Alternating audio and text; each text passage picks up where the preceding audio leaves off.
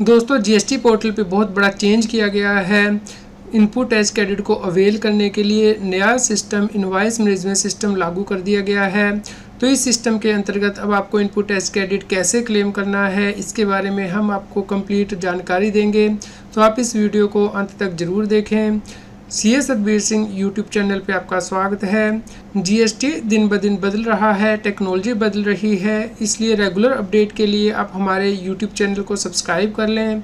आप हमें Telegram channel और WhatsApp channel CA Satbir Singh tax heal पे भी सब्सक्राइब कर लें। लिंक वीडियो की डिस्क्रिप्शन में भी दिया गया है, कमेंट में भी पिन किया गया है, ताकि आपको जीएसटी के रेगुलर अपडेट आपके मोबाइल पे ही मिलते रहें।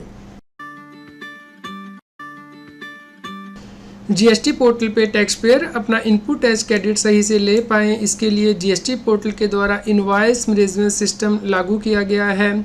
यानी कि जब सप्लायर अपनी इनवॉइसेस अपलोड कर देगा GSTR-1 में, तो उसके बेस पे रेसिपिएंट अब उन इनवॉइसेस को या तो एक्सेप्ट कर सकता है या रिजेक्ट कर सकता है, या फिर इनवॉइस को पेंडिंग रख सकता है और बाद में अवेल कर सकता है।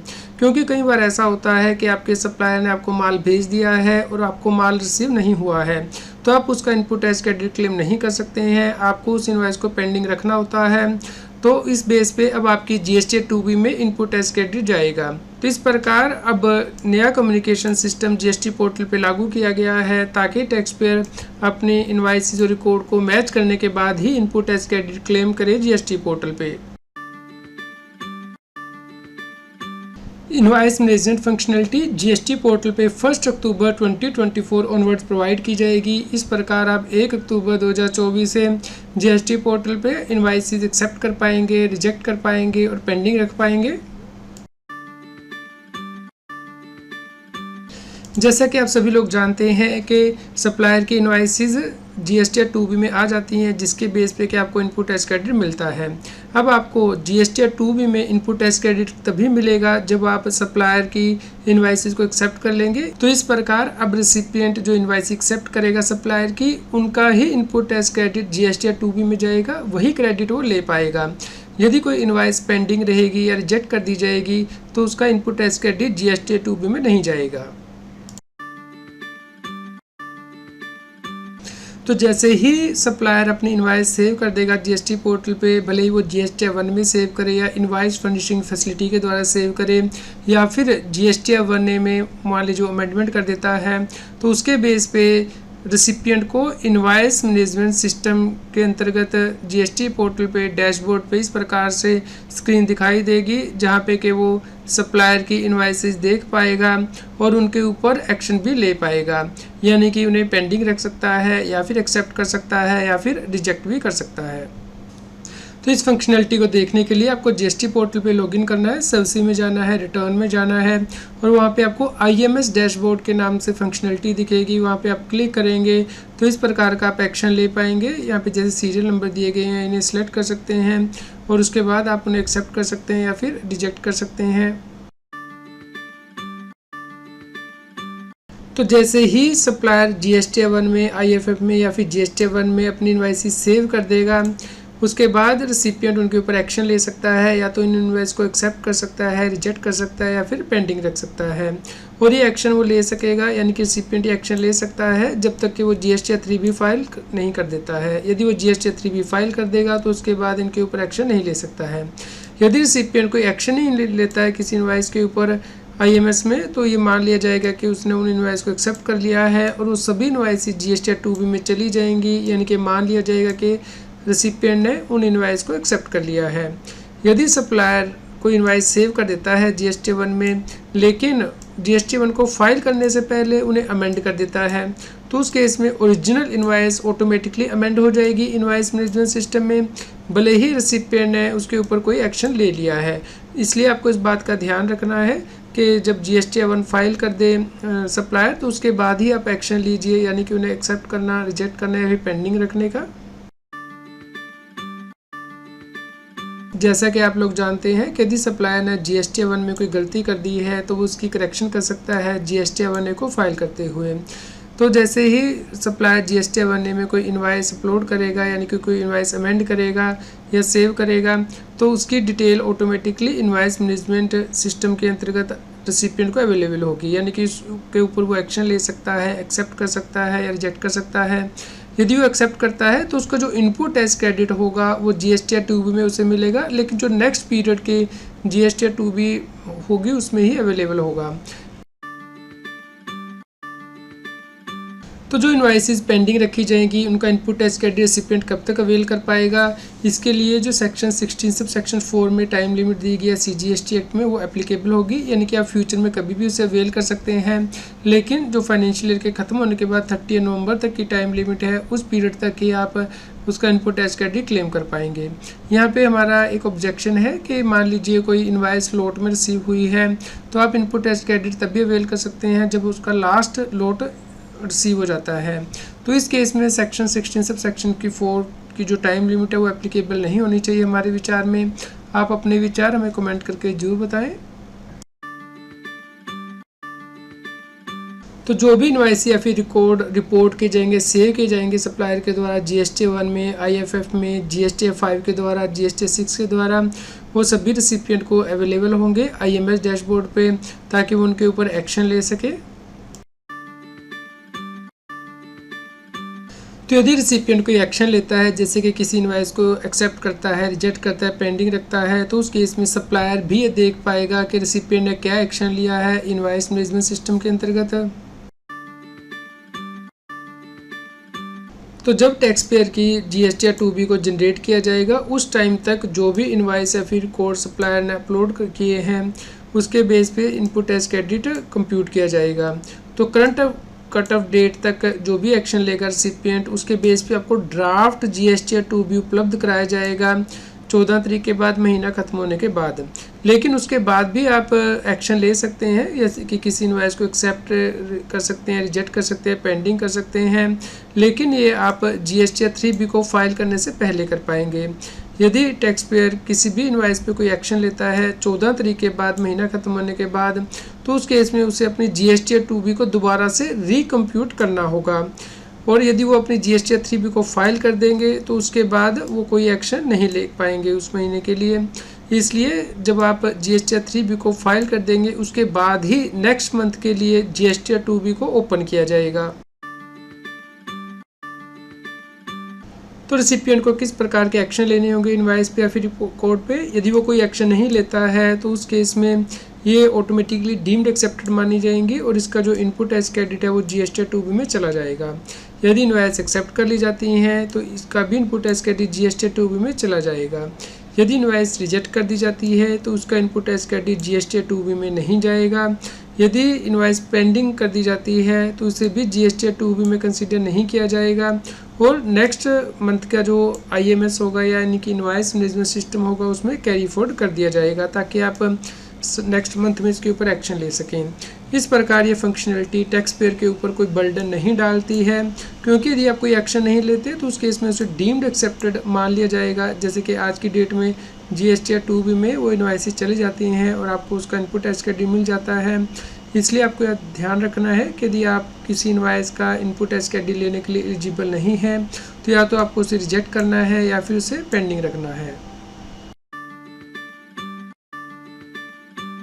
यदि टैक्स पेयर का जो सप्लायर है वो क्वार्टरली GST की रिटर्न फाइल करता है तो उस केस में इनपुट टैक्स क्रेडिट कैसे मिलेगा। तो इस केस में डिपेंड करेगा। यदि QRMP टैक्स पेयर IFF के द्वारा डिटेल अपलोड कर देता है तो उस केस में रेसिपिएंट को IMS सिस्टम में ये डिटेल मिल जाएंगी और उसके बेस पे वो GST 2B में एक्शन ले पाएगा। तो यदि वो रेसिपिएंट मंथली GST फाइल करता है तो GST 2B उसे मंथली अवेलेबल होगा। लेकिन यदि recipient quarterly GST return file करता है तो मंथ 1 और मंथ 2 के लिए GST 2B को जनरेट नहीं किया जाएगा, बल्कि GST 2B को क्वार्टरली बेसिस पे जनरेट किया जाएगा। इस प्रकार यदि recipient quarterly GST return file करता है तो उसका GST 2B भी अब क्वार्टरली ही जनरेट होगा। तो आपको इनपुट टैक्स क्रेडिट कैसे मिलेगा। सबसे पहले जैसे ही सप्लाई इनवॉइस अपलोड कर देगा GST 1 या IFF में या GST 1A में, तो उसके बेस पे इनवॉइस मैनेजमेंट सिस्टम में वो इनवॉइस चली जाएंगी। अब रेसिपिएंट को इसके ऊपर एक्शन लेना है। यदि वो इन्हें एक्सेप्ट कर लेता है तो इसके बेस पे GST 2B में डिटेल चली जाएगी और उससे GST 3B में ये डिटेल चली जाएगी एलिजिबल ITC के रूप में। यदि इनवाइस रिजेक्ट कर दी जाती हैं तो ये GSTR 2 में रिजेक्टेड सेक्शन के अंतर्गत चली जाएंगी और इनका input as credit GSTR 3B में नहीं जाएगा। यदि इनवाइस पेंडिंग की गई हैं तो उस केस में ना तो GSTR 2B में जाएंगी ना ही GSTR 3B में। ये आपके इनवाइस मैनेजमेंट सिस्टम में ही पड़ी रहेंगी। आप फ्यूचर में इनके ऊपर एक्शन ले सकते हैं, लेकिन आप नीचे दिए गए सिनेरियो में पेंडिंग एक्शन नहीं कर सकते हैं, जैसे कि ओरिजिनल क्रेडिट नोट सप्लायर ने जारी किया है या फिर अपवर्ड अमेंडमेंट किया है क्रेडिट नोट में, भले ही रिसिपिएंट ने जो है ओरिजिनल क्रेडिट नोट पे एक्शन ले लिया था। इसके अलावा डाउनवर्ड अमेंडमेंट की गई है क्रेडिट नोट में, यदि ओरिजिनल क्रेडिट नोट जो है रिजेक्ट कर दिया था रिसिपिएंट ने, या फिर डाउनवर्ड अमेंडमेंट की गई है किसी इनवाइस में डेबिट नोट पे जहाँ पे कि ओरिजिनल इनवाइस या डेबिट नोट एक्सेप्ट किया गया था रिसिपिएंट ने, भले ही GSTR 3B फाइल कर दी गई है। तो जब आप इनवाइस मैनेजमेंट सिस्टम के अंतर्गत एक्शन ले लेंगे तो इस प्रकार से समरी आपको दिखाई देगी, जैसे कि B2B की कितनी इनवाइसेस हैं जिनमें से कि आपने एक्सेप्ट की हैं, रिजेक्ट की हैं या फिर पेंडिंग रखी हैं। इसी प्रकार B2B invoice amendment, debit note, credit note, extra से रिलेटेड समरी होगी, जिसे कि आप यहाँ पे डाउनलोड कर पाएंगे एक्सेल फॉर्मेट में। और उसके बाद आप यहाँ पे कंप्यूट GSTR 2B पे प्रेस करेंगे ताकि आपका जो इनपुट एज क्रेडिट है वो कंप्यूट हो पाए। तो यहाँ पे आप कुछ बातों का ध्यान रखना है। यदि GSTR 2B को जनरेट करते हुए रिसिपिएंट कोई एक्शन ही नहीं लेता है किसी रिकॉर्ड के ऊपर तो उसे डीम्ड एक्सेप्टेड मान लिया जाएगा और ये मैंडेटरी होगा कि आप GSTR 2B को रिकम्प्यूट करें।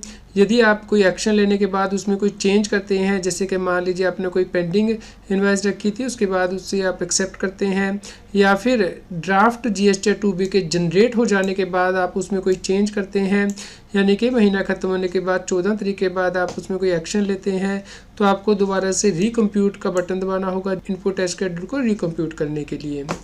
और नीचे दी गई इनवाइस जो है वो इनवाइस मैनेजमेंट सिस्टम में नहीं जाएंगी, वो सीधा ही GSTR 3B में चली जाएंगी, जैसे कि इनवर्ट सप्लाई जिसपे कि रिवर्स चार्ज मैकेनिज्म के अंतर्गत आपको GST पे करना होता है। तो सप्लायर यदि इन इनवाइस को अपलोड कर देता है तो GSTR 1A IFF के टेबल 4B से या फिर GSTR 1A से ऑटोमेटिकली GSTR 3B में चली जाएंगी, या फिर वो सप्लाई जहाँ पे कि आप इनपुट एज क्रेडिट क्लेम ही नहीं कर सकते हैं क्योंकि place of supply rule allow नहीं करता है। मान लीजिए आप चंडीगढ़ में हैं और महाराष्ट्र में कोई परचेज करते हैं तो प्लेस ऑफ सप्लाई रूल के अकॉर्डिंग आप इनपुट एज क्रेडिट नहीं ले सकते हैं उसका। इसके अलावा जो रिकॉर्ड है वो ऑटोमेटिकली इनवाइस मैनेजमेंट सिस्टम में चले जाएंगे जैसे ही सप्लायर उन रिकॉर्ड को सेव करता है, यानी कि GSTR 1 की फाइलिंग होना ज़रूरी नहीं है। यदि रिकॉर्ड सेव हो जाते हैं तो रिसिपिएंट इनके ऊपर एक्शन ले सकता है, लेकिन जब सप्लायर GSTR 1 IFF या GSTR 1A फाइल कर देगा उसके बेस पे GSTR 2B में ये रिकॉर्ड आगे जाएंगे, यानी कि इनवाइस मैनेजमेंट सिस्टम से GSTR 2B में रिकॉर्ड तभी मूव होंगे जब सप्लायर उस कोरस्पॉन्डिंग पीरियड की GSTR 1 या IFF एक्स्ट्रा फाइल कर देगा। सभी एक्सेप्टेड, डीम्ड एक्सेप्टेड या फिर रिजेक्टेड रिकॉर्ड जो है वो IMS से बाहर निकल जाएंगे जैसे ही आप GSTR 3B फाइल कर देंगे उस पीरियड की। पेंडिंग रिकॉर्ड जो है वो IMS डैशबोर्ड में ही रहेगा जब तक कि आप फ्यूचर मंथ्स में उसके ऊपर कोई एक्शन नहीं लेते, यानी कि या तो उसे एक्सेप्ट नहीं कर लेते या फिर रिजेक्ट नहीं कर देते। और यदि ओरिजिनल और अमेंडेड रिकॉर्ड दो डिफरेंट GSTR 2B के रिटर्न पीरियड से बिलोंग करते हैं, मान लीजिए अप्रैल में कोई इनवाइस अपलोड की थी सप्लायर ने और मई में जाके उसकी अमेंडमेंट कर दी जाती है, तो यहाँ पे दो टैक्स पीरियड इन्वॉल्व हो गए हैं। तो पहले आपको ओरिजिनल रिकॉर्ड के ऊपर एक्शन लेना होगा, उसके बाद ही आप अमेंडेड रिकॉर्ड पे एक्शन ले पाएंगे। लेकिन यदि सेम पीरियड से रिकॉर्ड बिलोंग करते हैं, मान लीजिए अप्रैल मंथ में ही ओरिजिनल रिकॉर्ड फाइल किए गए थे, उसके बाद अमेंडमेंट भी अप्रैल मंथ में ही की गई है, तो के लिए जो अमेंडेड रिकॉर्ड होंगे उसे ही कंसीडर किया जाएगा GSTR 2B में इनपुट एज क्रेडिट की कैलकुलेशन करने के लिए। यदि कोई भी चेंज किया जाता है किसी रिकॉर्ड में या फिर इनवाइस में GSTR 1A IFF को फाइल करने से पहले सप्लायर के द्वारा, तो उस केस में इसका जो स्टेटस है वो रीसेट कर दिया जाएगा रिसिपिएंट के डैशबोर्ड में। तो यदि ये रिकॉर्ड फाइल कर दिए जाते हैं सप्लायर के द्वारा, अब GSTR 2B को सिक्वेंशनल कर दिया गया है, यानी कि पहले आपको पिछले महीने का या पिछले टैक्स पीरियड का GSTR 3B फाइल करना होगा, उसके बाद ही नेक्स्ट पीरियड का GSTR 2B ओपन किया जाएगा।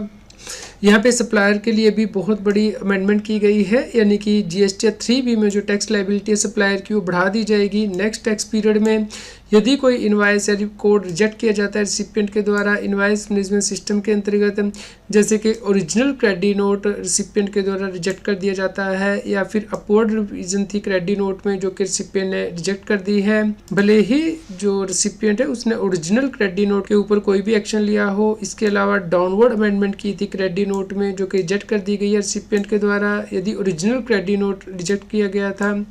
इसके अलावा डाउनवर्ड अमेंडमेंट थी इनवाइस में डेब्यू नोट में जो कि रिजेक्ट की है रिसिपिएंट ने, जहाँ पे कि ओरिजिनल इनवाइस या डेब्यू नोट एक्सेप्ट किया गया था उसके द्वारा, भले ही GST 3B को फाइल कर दिया गया है। तो आप taxil.com की वेबसाइट से इस नई एडवाइजरी को डाउनलोड कर सकते हैं, invoice management system in GST for availing ITC। इसका लिंक इस वीडियो के डिस्क्रिप्शन में दिया गया है। यहाँ पे आप क्लिक हेयर पे क्लिक करके इस एडवाइजरी को डाउनलोड कर सकते हैं। उम्मीद करते हैं आपके लिए न्यूज़ यूज़फुल रही होगी। कृपया लाइक करें और शेयर करें ताकि सभी लोगों तक ये जानकारी पहुँच पाए। यदि आपका कोई क्वेश्चन हो तो आप हमें कमेंट करके ज़रूर बताएँ। GST पे और अधिक जानकारी के लिए आप हमारे YouTube channel CS Satbir Singh पे जाके प्लेलिस्ट में क्लिक करके यहाँ पे प्लेलिस्ट दे सकते हैं, जैसे कि GST के लेटेस्ट अपडेट, GST के नोटिस से रिलेटेड वीडियोज़ यहाँ प्लेलिस्ट में टॉपिक वाइज कंबाइन की गई हैं। इसके अलावा भी और डिफरेंट टॉपिक पे जो वीडियोज़ हैं वो यहाँ पे दी गई हैं, जैसे कि समवन इन GST टेक्स्ट्रा। इसके अलावा यदि आप लेटेस्ट वीडियो रेफ़र करना चाहती हैं तो यहाँ पे वीडियो पे क्लिक करके आप हमारे YouTube चैनल पे लेटेस्ट वीडियो देख सकते हैं। तो आप इन वीडियो को देखिए और शेयर कीजिए ताकि सभी लोगों तक ये जानकारी पहुंच पाए और वो GST की कॉम्प्लायंस कर पाएँ। यदि आपका कोई क्वेश्चन हो तो आप हमें कमेंट करके ज़रूर बताएं। रेगुलर GST और टैक्स अपडेट के लिए इस चैनल को सब्सक्राइब करें। आप हमें Telegram app CS Satbir Singh टैक्सिल पे ज्वाइन कर सकते हैं ताकि आप GST और इनकम टैक्स के रेगुलर अपडेट अपने मोबाइल पर ही प्राप्त कर सकें।